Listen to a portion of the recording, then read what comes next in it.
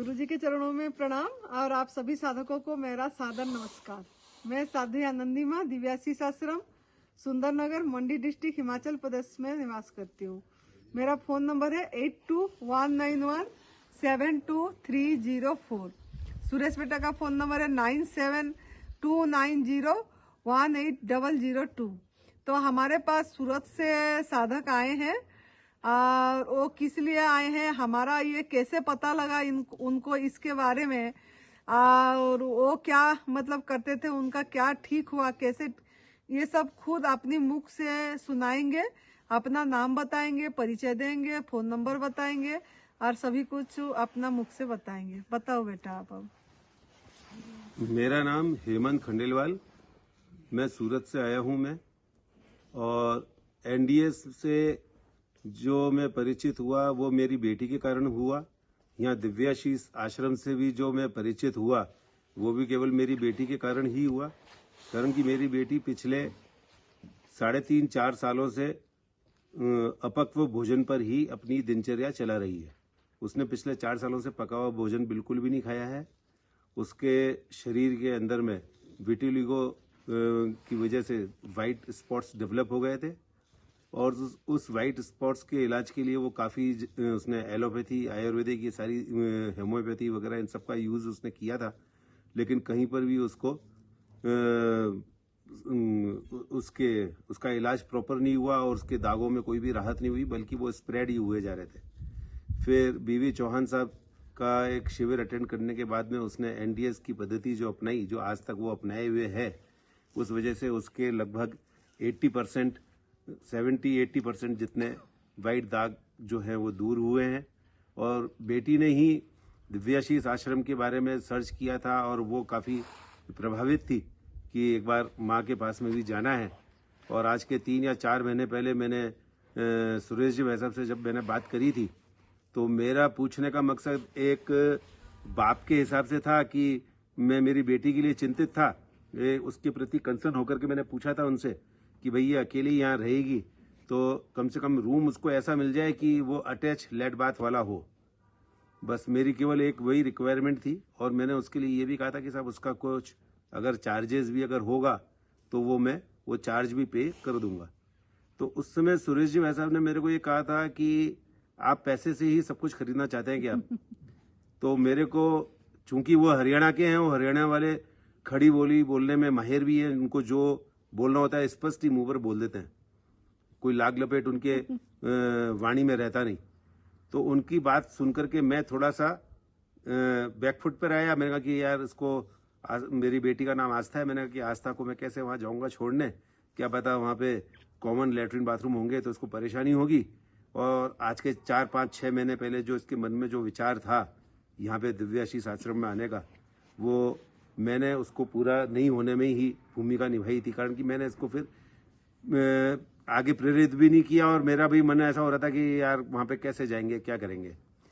लेकिन अभी पिछले 2-3 महीने से इसके मन में यह था कि पापा मेरे को अकेले रहना है अभी 2-3 महीने, तो मैं एक बार वहीं जाऊंगी, दिव्याशीष आश्रम जाऊंगी। पहले मैंने इसको इंदौर का कहा था, इंदौर में मैंने मालूम भी कर लिया था। एक जने को मैंने कहा था कि वो वहाँ पे कोई जगह वगैरह देख लें तो वो वहाँ पे रह लेगी। लेकिन इसने दिव्याशीष आश्रम को ही चुना और हम लोग यहाँ पर आए। और यहाँ आने के बाद जो आते ही जो सबसे पहला जो अनुभव हुआ वो वास्तव में बहुत सही लगा मेरे को। मेरे साथ में पराठे लेकर के आया था। मैंने कहा कि चलो ठीक है, रात में वहाँ तो कुछ मिलेगा नहीं तो मैं पराठे खा लूंगा अंदर रूम में। आस्था को कुछ खाना है नहीं, कारण कि वो तो कुछ खाती ही नहीं है। तो उन्होंने कहा कि आपके पास में जो भी पकी हुई चीज़ हैं, पैक फूड्स हैं, वो सब जरा बाहर निकाल दो और वो आप यहाँ पे जमा करा दो। जब आप जाओगे तो आपको वापस दे देंगे। तो उनके बाहर भी मैंने बहुत सहर्ष भाव से निकाला। मैंने उनको कहा भी हाँ ये चीज़ है, वो सारी मैंने उनको दी। लेकिन रात में ना तो मेरे को कुछ भूख ने परेशान किया, ना ऐसा कुछ हुआ। और यहाँ का जो वातावरण है वो बहुत अच्छा है। रूम्स वास्तव में बहुत सुंदर हैं, बहुत अच्छे हैं। और जो हम लोगों की एक जो मानसिकता रहती है कि ऐसी जगह पे जाएंगे, कैसे क्या वहाँ रहने का होगा। देखिए, आप रहने के लिए नहीं आ रहे हैं, आप अपने आप को यहाँ पे सुधारने के लिए आ रहे हैं। आप अपने रोग जो है उसको दूर करने के लिए आ रहे हैं। और जब विश्वास से आप डॉक्टर के पास में जा सकते हैं तो विश्वास से आप इस नेचर वाली जगह पर आइए। आपका विश्वास ही आपको यहाँ पे तंदुरुस्त कर देगा। और करना आपको वही है जो यहाँ पे आपको बताया जा रहा है। दवाइयाँ आपको लेनी नहीं है, आप डॉक्टर्स पे विश्वास करके दवाइयाँ तो ले ही रहे हैं। यहाँ पे आपको वही विश्वास आपको अपने अंदर का बनाए रखना है, और यहाँ पर जैसा बताया जा रहा है वैसा अगर आप करते हैं तो आप निश्चित रूप से आपकी जो भी रोग होंगे, जो भी तकलीफ होंगी, वो दूर होंगी ही होंगी। मैं मेरा उदाहरण खुद का दूं तो मेरा ये फ्रोजन शोल्डर था, इससे ऊपर हाथ नहीं जा पा रहा था। मैंने ये पिछली नवरात्रि 9 नवरात्रि मैंने करी थी, एक दिन निर्जला और एक दिन जूस फास्टिंग, एक दिन निर्जला एक दिन जूस फास्टिंग, ऐसे करते हुए मैंने 5 निर्जला कर पाया था और 4 जूस फास्टिंग करी थी, जो मैंने मेरी जिंदगी में कभी नहीं करी थी। उसका परिणाम ये रहा कि मेरा हाथ पूरा का पूरा मैं हाथ ये घुमा पा रहा हूँ, और ये हाथ जो मैं घुमा पा रहा हूँ ये मेरी बेटी जो आस्था है उसकी वजह से ही घुमा पा रहा हूँ, कारण कि उसने ही मेरे को कहा था कि पापा आप ये निर्जला और ये जूस फास्टिंग करो। उसने तो मेरे को निर्जला के लिए कहा था कि आप जितना निर्जला कर सको उतना निर्जला करो, लेकिन मेरे से फिर ज्यादा वो निर्जला हुआ नहीं। 36, 40 घंटे का निर्जला मैं कर पाया, लेकिन उसके तुरंत बाद फिर मैं जूस फास्टिंग कर लेता था। लेकिन आज मेरे को लगा कि हाँ, अब मेरा हाथ ये पूरा सही है। पैरों में जो मैं दर्द के लिए मैं क्लेम करता था वो पैरों का दर्द भी दूर हुआ, और ये पद्धति वास्तव में बहुत अच्छी है। और इसमें जो मैंने यहाँ पर आकर के देखा, ऐसा सेवा भाविता मैंने तो अभी तक की मेरी 54 साल की एज में मैंने बहुत कम लोगों में, या मैंने शायद पहली बार ही देखी है। और मुझे बहुत अच्छा लगा। यहाँ का वातावरण भी बहुत अच्छा है, लोग बाग यहाँ अच्छे हैं, बहुत शुद्ध वातावरण है, और जो वास्तव में प्रकृति को प्यार करता है और प्रकृति में ही रहना चाहता है, उसके लिए तो ये जगह वास्तव में स्वर्ग जैसी है। और उसको जिसको वास्तव में ही निरोगी होना है, वो अगर यहाँ पर आता है तो वास्तव में निरोगी होकर के जाएगा भी। जा सकता नहीं है, वो जाएगा ही। ये है कि उसका विश्वास, उसका विल पावर वो मजबूत होना चाहिए। और आप एनिमा करते थे उस समय? हाँ, एनिमा मैं करता था। एनिमा तो क्या है कि जैसे आज जैसे मान लीजिए मैं 3-4 दिन बाहर हूँ, कहीं मेरे घर में नहीं हूँ, घर पे जाते ही सबसे पहला काम मेरा ये रहेगा, मैं जाते ही एनिमा लूंगा। कारण कि बाहर जब मैं निकलता हूँ तो अपने जो ये फूड हैबिट्स पे मैं थोड़ा सा कंट्रोल नहीं कर पाता हूँ। कोई अपनी खुद की क्रेविंग्स के चक्कर में मान लीजिए, या अपने मन में ये रहता है कि चलो अब यहाँ पे कोई भी नहीं है, अब हम ये खा लेते हैं, तो उस खाने की वजह से लेकिन वो लगता है कि वो मेरे शरीर में अब वो सही नहीं रह रही है। और खास करके मैंने कभी भी जैसे मान लीजिए मिल्क प्रोडक्ट अगर मैंने बाहर गया हूँ और मैंने कुछ खा लिया, मेरे घर में पिछले 4 साल से दूध नहीं आ रहा, घी नहीं आ रहा है, लेकिन जैसे मैं कहीं बाहर गया हूँ, कहीं शादी ब्याह में गया हूँ, और कोई जैसे मान लीजिए मैंने कुछ रबड़ी खा ली, लेकिन बहुत छोटी क्वांटिटी में, वो छोटी क्वांटिटी में खाई हुई चीज भी मेरे शरीर में इंडिकेशन देती है कि हाँ वो कुछ ना कुछ प्रॉब्लम करती हैं। खट्टी डकारों का आना, वो प्रॉपरली पच नहीं पाना, मजा नहीं आना, अंदर से कुछ अपने आप को अच्छा नहीं लगना, तो वो सारी चीजें इंडिकेशंस मिलते हैं। लेकिन फिर भी क्या है, जबान की वजह से उसको खा लेते हैं, स्वाद की वजह से खा लेते हैं। लेकिन जैसे ही मैं घर पे जाता हूँ, घर पे जाती ही सबसे पहला काम ये रहेगा कि एनिमा लेना है। एनिमा जब मैं सवेरे शाम दोनों टाइम लेता हूँ, 2-3 दिन तक ये सवेरे शाम वाला कंटिन्यू रखता हूँ, तो उससे फिर मेरे को लगता है कि हाँ अब शरीर वापस वास्तव में सही हुआ है। एनिमा तो वास्तव में जरूरी है और लेना ही चाहिए। साहब जी, आप इधर आने के बाद में आपका एक परिवर्तन हो गया ना, कुत्ता छोड़ने का बोल के बाहर फेंक आया था, अभी आपका उसके बारे में कुछ बताइए। मैं देखिए इसका तंबाकू का सेवन मैं करता हूँ, लेकिन कई बार मैंने तंबाकू छोड़ा भी है, 1.5, 2-2, 3-3, 4-4 महीने के लिए, 6-6 महीने के लिए भी छोड़ा है, लेकिन फिर वो वापस पकड़ में आया है। मन में ये विचार जरूर है कि अब जब मैं तंबाकू छोड़ूंगा तो वो कभी भी जिंदगी में दोबारा लूंगा नहीं। ये तो मैंने मेरे मन को कमांड दे रखी है पूरी, और छोड़ना बहुत जल्दी चाहता हूँ। जैसे यहाँ पर भी हो रहा है कि चलो ठीक है कि यहाँ मैं ऐसा संकल्प लेकर के जाऊं, लेकिन क्या कि किसी के कहने में आकर के संकल्प लूं और कि मैं स्वयं लूं, तो मैं सोच रहा हूं कि वो मेरी स्वयं की भावना से आ जाएगा तो मैं 100% इस बार जो आएगा वो मैं मेरी जिंदगी में दोबारा नहीं लूंगा। कारण की चीज सही भी नहीं है ना, गलत ही है, काहे को ले। क्योंकि अच्छी बात, देखो एक अच्छा स्थान पे आए हैं, एक तपोस्थली में हाँ संत।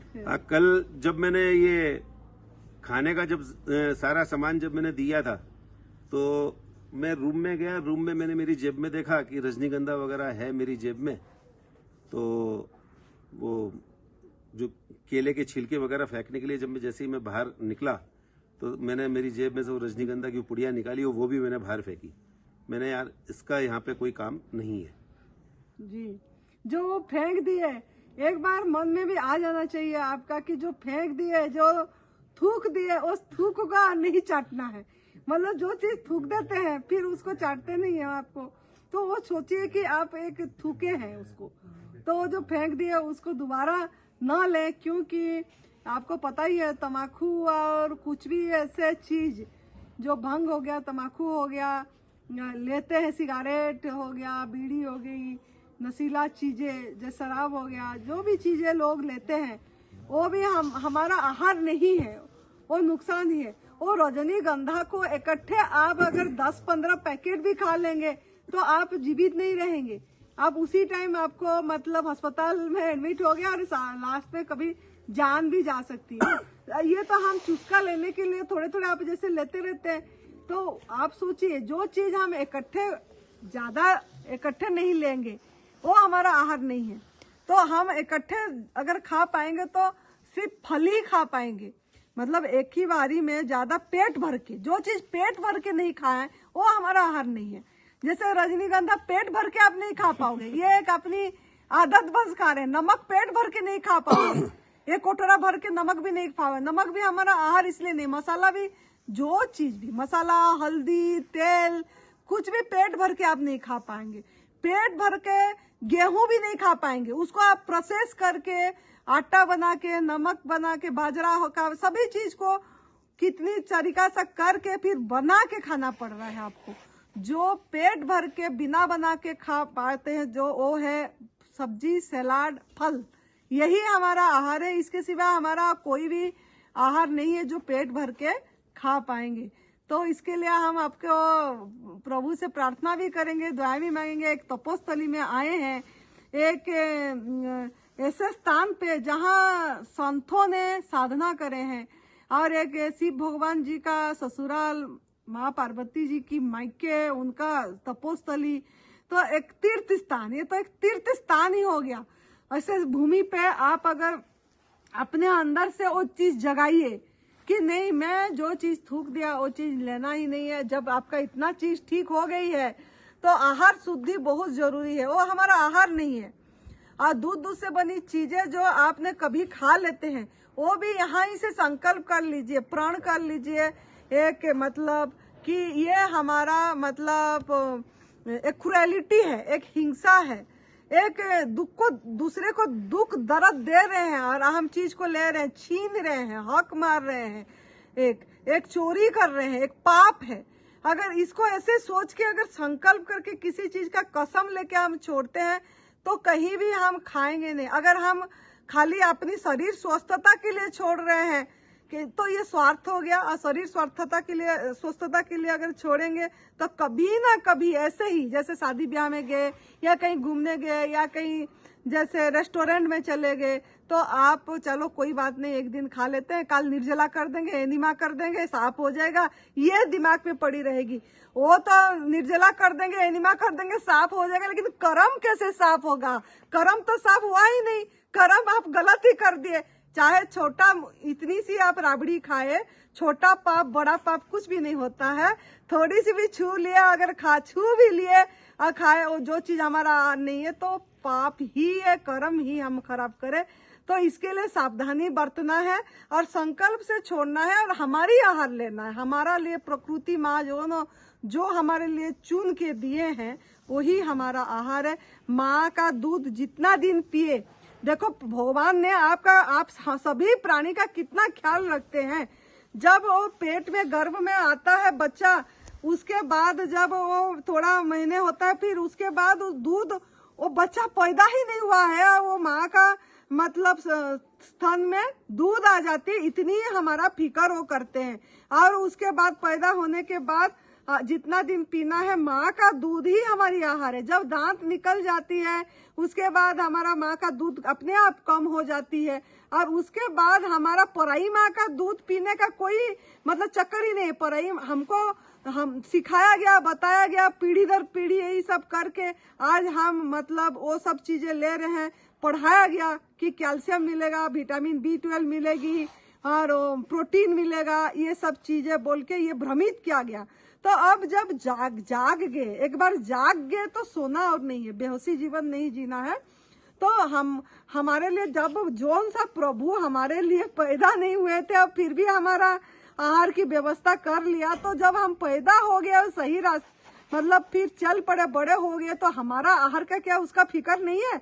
तो हमारा आहार का भी उसको फिक्र है। जो हमारा आहार है माँ प्रकृति का गॉड मेड फूड, जो मतलब मदर नेचर फूड, फल सब्जी सलाद, पत्रम पुष्पम फलम तोयम, तोयम मतलब जल और जल, फल और जल, यही हमारा आहार है। इसके सिवा कुछ भी आहार नहीं है। वो हम मुख के चक्कर में, स्वाद के चक्कर में स्वास्थ्य ढूंढ रहे हैं। एक्चुअली स्वाद में मतलब स्वास्थ्य स्वाद में नहीं है, स्वास्थ्य भूख में है, असली भूख पे। अगर असली भूख है तो आपको गॉड मेड फूड भी स्वादिष्ट लगेगी, माँ प्रकृति का आहार भी आपको बहुत अच्छा लगेगा और आप अच्छे से ले पाएंगे। तो यहीं से संकल्प करिए कि स्वार्थ के लिए हमको एनिमल प्रोडक्ट नहीं छोड़ना है, हमको छोड़ना है तो समझ के, अंडरस्टैंडिंग के साथ जब आप छोड़ेंगे कि ये हम सच में एक दूसरे जीव को दर्द पहुंचाए हैं, कष्ट दिए हैं, अब प्रायश्चित करेंगे और क्षमा याचना करके करेंगे तो आप हरदम आखिर सांस तक उसी में रह पाएंगे। और सुरेश जी वैसे का बारे में मैं ये कहूंगा, जो मैंने जाना है कि उन्हें लास्ट स्टेज का कैंसर था। डॉक्टर्स ने अपने इलाज उनके ऊपर में प्रयोग करके उन्होंने जवाब दे दिया था कि अब आप और ज़्यादा दिन के मेहमान नहीं है। और जो भी उनके नाते रिश्तेदार वगैरह जो मिलने आते थे वो यही आपसरी में यही बात करके आते थे कि एक बार चल करके मिल लें, कल रहेंगे या नहीं रहेंगे। और वो उस स्थिति में उस व्यक्ति ने 11 दिनों तक का जो निर्जला उपवास किया और उसके बाद जो उनके जीवन में परिवर्तन आया, ये उनका बहुत सख्त संकल्प था। उस समय बहुत सख्ताई से उन्होंने पालन किया था। आज वो एकदम स्वस्थ बनकर के हमारे बीच में खड़े हुए हैं और इस दिव्याशीष आश्रम में अपनी निर्मल स्वच्छ सेवाएं दे रहे हैं। तो उनकी ये जो निर्मलता है, ये उनकी जो स्वच्छ सेवाएं हैं, ये उनकी जो निर्मल भावनाएं हैं, उसके पीछे उन्होंने अपने जीवन में जो सख्ती से जो नियमों का पालन किया, वो एक सबसे बड़ा उसका मूल आधार है। और उनके स्वभाव की जो सख्ती, जो आम व्यक्ति को पूछताछ करने वालों को जो लगती है, जैसा कि मुझे भी लगी थी, लेकिन वो यहाँ आने के बाद लगा कि वो सख्ती नहीं है, वो एक्चुअल में सख्त नियमों से पालन किया गया उनका स्वभाव है। और उनका मन यही है कि वो ये चाहते हैं कि उनके पास में यहाँ दिव्याशीष आश्रम में आया हुआ कोई भी व्यक्ति जो किसी भी क्रॉनिक बीमारी को भी लेकर के आ रहा है, वो उस बीमारी से दूर हो। तो ऐसे पूछताछ करने वाले व्यक्तियों से भी मेरा ये नम्र निवेदन है कि वो केवल इस व्यवस्था पे विश्वास रखें। सुरेश जी पे विश्वास ना रखें, माता जी पे विश्वास ना रखें, लेकिन इस पद्धति पे तो आप विश्वास रखें। ये तो आपके सामने एक एग्जाम्पल्स है। मेरी बेटी आज आपके सामने एक एग्जाम्पल है। आप केवल उन एग्जाम्पल्स पे विश्वास रखें, इस पद्धति पे विश्वास रखें, और इस पद्धति पे विश्वास रख करके मुझे पूरा विश्वास है कि आप असाध्य से असाध्य रोगों को भी दूर कर पाएंगे। हम इतना पैसा डॉक्टर्स के इलाज में हम खर्च कर रहे हैं, हमारी जिंदगी अनिश्चितता के उस माहौल में लगा रहे हैं, तो इससे बेहतर ये है कि आप प्रकृति के इस अच्छे जगह पर आप आए और निश्चिंत होकर के यहाँ पे रहे, तो आप निश्चित रूप से अपने आप को निरोगी करके यहाँ से निकल पाएंगे। बहुत बढ़िया। और वो बेटिया ने जो आस्था आई है वो अपनी अनुभव खुद सुनाएगी और अपनी मतलब जो भी 4 साल का जर्नी भी उसका बताएगी बाद में। और बाद में यहाँ रहने के बाद फिर दूसरा वीडियो उसकी जाएगी। पहला वीडियो जो 4 साल की जर्नी उसने जैसा जैसा की है, जो जो ठीक हुआ, वो अपने मतलब उसका अलग वीडियो बनेगी। और फिर उसके बाद यहाँ से जाने के बाद का भी बनेगी। तो आपको बहुत धन्यवाद है कि आपने इतनी बढ़िया डिसीजन लेके, बेटी जो सिर्फ 23 साल उम्र है और वो उसने 4 साल पूरी तरह गॉड मेड फूड पे रह पाई। बहुत लोगों को प्रेरणा मिलेगा और रहेगी। आगे भी वो ऐसे ही बोल रही है, पूरी आखिर तक ऐसे ही रहेगी बोल के। ये बहुत बड़ा डिसीजन है और उसका मतलब उसके लिए आपका सपोर्ट है, तो बहुत धन्यवाद आपको। और बाकी आप लोग भी इसको एडवांस न्यू डाइट सिस्टम को लाइफस्टाइल बनाइए, घबराइए मत, विश्वास रखिए। और एनडीएस वालों के लिए मैं क्षमा चाहता हूँ, बीच में आपको टोका मैंने। एनडीएस वालों के लिए तो मैं ये कहना चाहूंगा कि ये जो यहाँ पर आने के बाद मुझे आज ही मालूम पड़ा है कि ये ANDS है, एडवांस न्यू डाइट सिस्टम। हम एनडीएस में जो कुछ भी हमने चीजें जो देखी है, वहां पे कहीं ना कहीं कुछ ना कुछ कमी उनके बताने वालों की ओर से प्रसारित की गई है। जी। खास जो इनके जो मूल आधार हैं अपने चौहान साहब की तरफ से ऐसी कोई भी भ्रामक बात नहीं फैलाई गई है, लेकिन उनके अनुयायियों के द्वारा जो भ्रामक बातें जो फैलाई गई, उस वजह से आप एनडीएस को जो वांछित परिणाम जो मिलने चाहिए थे, वो परिणाम जो नहीं मिल पाए, तो उस वजह से ये यहाँ पर ANDS को जो इन लोगों ने यहाँ पे इंट्रोड्यूस किया है, वो केवल यही किया है कि चौहान साहब का जो एक्चुअल जो व्यू था, उस व्यू को वैसा का वैसा ही उसका पालन करना। जो आज के जो एनडीएस के नाम पर दुकानदारी चलाने वाले लोग बाग उस व्यू का पालन इसलिए नहीं कर पा रहे हैं कारण कि उसमें उन लोगों ने अपना कॉमर्शियलाइज व्यू डाल रखा है, और यहाँ पर ऐसा कुछ भी नहीं है। बहुत बढ़िया, बहुत सुंदर बात आप बताए कि जो एडवांस न्यू डाइट सिस्टम है वो परम पूज्य सरदार बीबी चौहान गुरुजी ने यहीं आए थे जब जून 9 तारीख को ही 2023 में ही उन्होंने डिक्लेयर करे थे कि उनका जो अनुभव को कोई पूरी तरह रख नहीं पा रहे थे, तो यहाँ उन्होंने देखे कि सच में इधर यही चीज हो रहा है, तो उन्होंने वो इसका नाम यही दिया। इसमें ना ड्राई फ्रूट्स है, ना नारियल है, ना नमक है, इसमें मसाला है, तेल है, इसमें कुछ भी नहीं है। आज it is mother nature food, फल सब्जी और सलाद, पत्रम पुष्पम फलम तोयम, और जल, वो जो है गीता जी में वही मतलब इधर होती है। तो ये एडवांस न्यू डाइट सिस्टम को आप लोग भी जीवन शैली बनाइए, अपना के देखिए क्या आनंद आती है, और यह आप अपनी जर्नी को आगे लीजिए, आध्यात्मिक उन्नति करिए। बस खुश रहिए, हर समय मस्त रहिए, प्रसन्न रहिए।